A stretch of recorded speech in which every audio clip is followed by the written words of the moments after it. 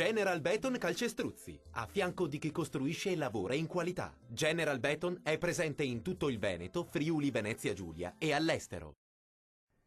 Ben ritrovati al meteo. Alta pressione e dunque bel tempo sul Triveneto, ma diamo uno sguardo più approfondito. Sul Veneto ampio soleggiamento, sarà dunque una splendida giornata all'insegna del sole su tutti i settori.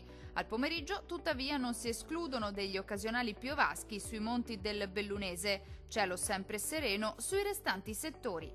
Clima caldo con temperature minime tra 20 e 24 gradi, valori massimi compresi invece tra 32 e 37 gradi.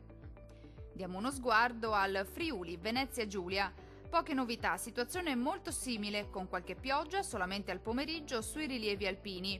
Ampio soleggiamento invece altrove, con il cielo che si presenterà sereno o al massimo poco nuvoloso. Temperature molto calde con minime comprese tra 22 e 23 gradi, valori massimi oscillanti invece tra 33 e 37 gradi. Vediamo infine la situazione del Trentino Alto Adige. Non cambia di molto la previsione, con tanto sole al mattino e solo con qualche isolato fenomeno al pomeriggio sui settori alpini di confine. Cielo sereno o al massimo poco nuvoloso sui restanti settori.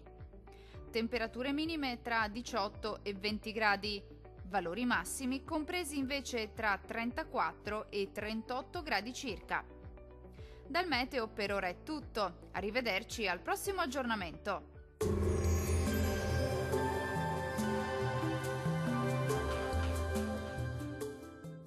General Beton Calcestruzzi, a fianco di chi costruisce e lavora in qualità. General Beton è presente in tutto il Veneto, Friuli, Venezia Giulia e all'estero.